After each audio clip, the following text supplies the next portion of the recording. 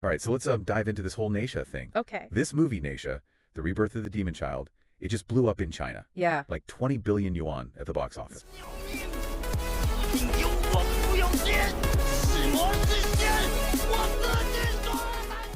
Wild. Fastest any films ever hit that number over there. It's more than just a movie, though, right? Yeah. It's like this window into how important this character is to Chinese culture. Exactly. So we're going deep on this one. Okay. Centuries of stories, myths, different interpretations of this Nezha character. I think a good place to start is with the name. Oh yeah, the name Nezha. Like, how did we get there? It sounds so cool, right? Right, and it's actually a simplified version of a Sanskrit name. Oh, really? Yeah. I did not know that. Nalakuvara or Nalakubala, take your pick. Wow. Buddhist scriptures.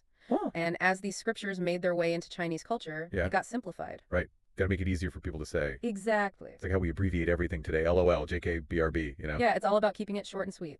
But it's kind of cool how even Nezha's name tells this story of how cultures mixed. Right, like a fusion. Yeah, and that mixing goes way beyond just the name. Oh, absolutely. Nezha's look has transformed over time, too. Oh yeah, big time. Like those early Buddhist texts Yeah. that show him as this fierce yaksha. Like a powerful nature spirit. Sometimes even demonic looking. Right, and yakshas, they were important in Buddhist cosmology. Huh. Sometimes they were protectors of nature, sometimes scary guardians of sacred spots. Oh wow. And early on, Nezha was definitely more on the intimidating side. Not exactly the cute kid we see in the movie posters. Not even close. It's like the difference between a panda and a tiger. Yeah, there's a Yuan dynasty play where he describes this huge figure. No way! Yeah, they even compare him to Zhongfi, That warrior dude with a booming voice. the one and only. So basically Nezha was this total badass. Oh yeah, a force to be reckoned with.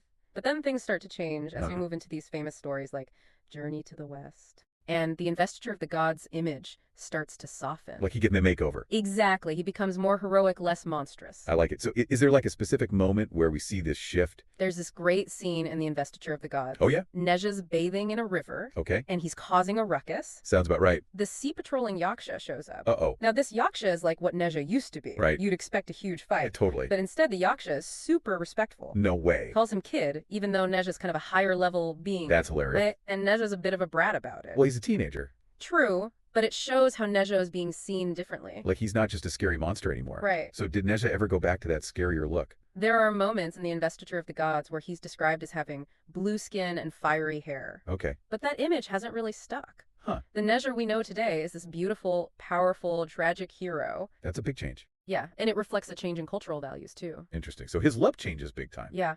What about his weapons? Oh, now that's another fascinating part of the Nezha story. Like what did he start with? Early on in the Tang dynasty, he used the three-halberd lance. Sounds pretty basic. It was a practical weapon used by the cavalry. Makes sense, but not very flashy. Right. Then in the Yuan dynasty, things get more interesting. Oh. It's got this hydrangea that can trap demons. Like a Pokemon. Saha, kinda. Hydrangea, I choose you. Even in Journey to the West, we see the hydrangea. Okay. And this fire wheel. But those aren't the weapons we usually see with Nezha. Right, those are mostly missing from modern versions. So where'd all the iconic stuff come from? The magic ring, the crimson silk, that awesome nine-dragon divine fire canopy. Yeah, those are classic Nezhas. And those come from the investiture of the gods. That's the one that's not as well known, right? It's not considered high literature like Journey to the West, Okay. but it's had a huge impact on how we see Nezha today. So the Investiture of the Gods is like the Michael Bay version of Nezha. Aha, yeah, you could say that. More action, more explosions, more cool weapons. Exactly, and it goes beyond just the weapons. Oh yeah. Remember how we talked about Nezha having 3 heads? Uh-huh. In Journey to the West, they all face forward. Right. But now they usually have a 360-degree vision. Whoa, that's like a security system upgrade. Nezha 2.0. All right, so we've covered the name, the changing looks, the weapons. Yeah, There's got to be more to the story. right, absolutely. We've just scratched the surface. Okay, tell me more. At the heart of it all is Nezha's relationship with his father, Oh. the pagoda-carrying heavenly king. Now that sounds interesting. It's a complicated one full of rebellion, filial duty, and the clash between individual will and societal expectations. Okay, now we're getting to the good stuff. Yeah, this is where things get really interesting. I'm ready. It's a real family drama on a cosmic space. Journey to the West. It really dives into this crazy father-son relationship. Nezha, he wasn't exactly the perfect child. You know, I'm sensing that he was a bit of a brat, Haha, yeah, that's one way to put it. and slaying dragons didn't help his case. Oh no, imagine the Heavenly King's face when his son kills a dragon Oh my god. and wants to use its tendons as a belt. What? Yeah, it shows Nezha's rebellious side, That's an understatement. but also the Heavenly King's fear. Yeah, Like, his son is insanely powerful. and not in a good way. Right. I don't think timeouts were going to work here. No, not really. So what happens next? Well, things get worse. Oh boy. Nezha, in this fit of rage and resentment, does something shocking. Okay. He gives his flesh and bones back to his parents. Hold on, he gave his body back? Yeah. Essentially cutting ties in the most dramatic way possible. Whoa, that's intense. It's a powerful image. It is. Showing how deep his anger runs. Right. And his rejection of everything his father and society expect of him. Wow. So what happens to Nezha then? Well, he turns to the Buddha for help. And the Buddha, being the compassionate guy he is, Yeah. resurrects Nezha. Really? Yeah, using lotus roots and leaves. So new body, new Nezha. Problem solved. Not exactly. Nezha wants revenge. Oh, geez. He goes after his dad, the Heavenly King is terrified. I bet. And asks the Buddha for protection. And this is where the pagoda comes in? You got it. The Buddha gives the Heavenly King the pagoda. That's why he's always carrying it around. Yeah, it's this powerful artifact that can contain Nezha. Like a cosmic restraining order. Exactly. So the Heavenly King, this all-powerful god, is stuck carrying this giant pagoda. Because he can't control his own son? Pretty much. It's kind of funny when you think about it. It is. But there's more to this story than just family drama, right? Oh, yeah. This ties into something deeper about Chinese culture and Buddhism. Okay, I'm listening. So one of the biggest values in traditional Chinese society is filial piety. Respect for your parents and ancestors. Exactly. It's a core part of Confucianism. Which was a huge influence in China. Right?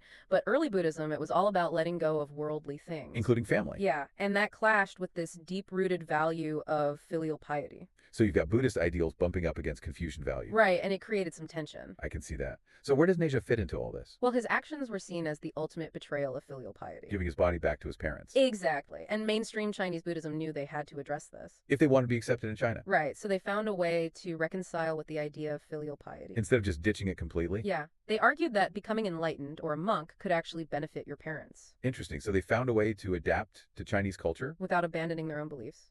Clever. So how does this play out in Nezha's story? In Journey to the West, the Buddha protecting the Heavenly King from Nezha, it reinforces this idea of filial piety. Like, even if your kid's a total mess, you still deserve respect as a parent. Yeah. It's Buddhism finding a way to fit into Chinese culture.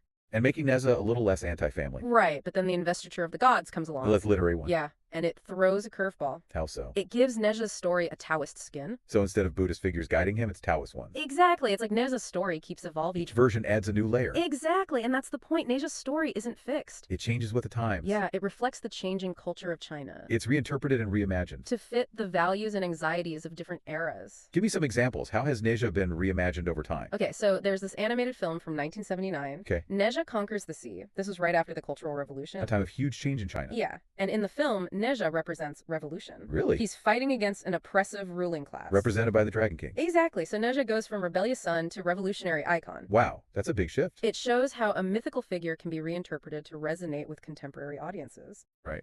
And what about more recent interpretations?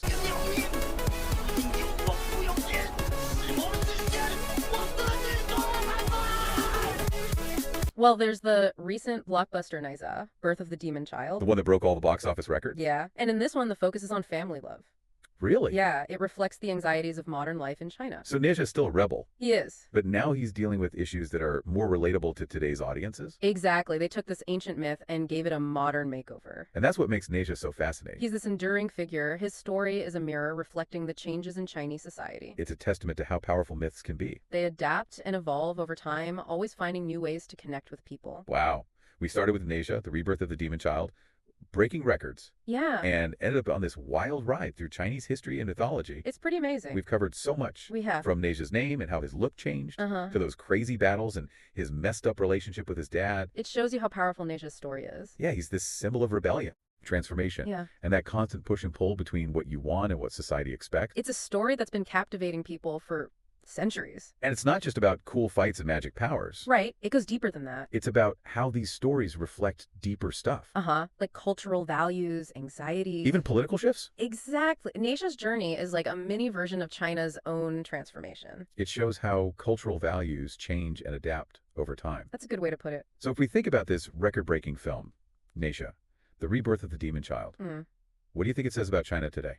That's a tough one. It is. There's no easy answer. Right. But I think this film captures a spirit of individualism and defiance that really speaks to people today. Especially younger generations. Yeah, like Nezha struggled to define himself. Against what his family and society want. Right. It speaks to people who are going through similar things. And the world is changing so fast.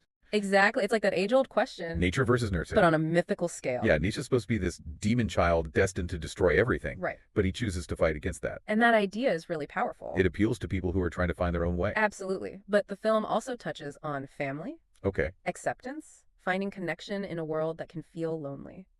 That's something we can all relate to. Right. Nezha's journey reminds us that even those who rebel against the norm, they still want to be understood. To belong. Exactly. Maybe that's why Nezha's story is so popular. Because it's universal. I think you're onto something. We might not be fighting dragons or gods. True. But we all feel that need to rebel. Yeah. To break free from expectations. To figure out who we are. Those are human experiences. And Nezha's story taps into that. Even though it's a fantasy story. It's a reflection of us. Our hopes, our fears, our search for meaning in this crazy world. Man, this deep dive has been incredible. It has. We went from box office numbers to Sanskrit roots to Buddhist philosophy. All through this one mythical character. What a journey. It's been a pleasure exploring all these layers of Nezha's story. Yeah, it shows you how much we can learn from these ancient tales. And how they still speak to us today. So here's something to think about. Okay. We've seen how Nezha's story keeps being retold, reinterpreted. But what if you have the chance to tell his story? What would you focus on? What message would you want to share with the world? That's a great question. Maybe there's a whole new chapter waiting to be written. Maybe there is. Thanks for joining us on this deep dive. My pleasure. We'll see you next time.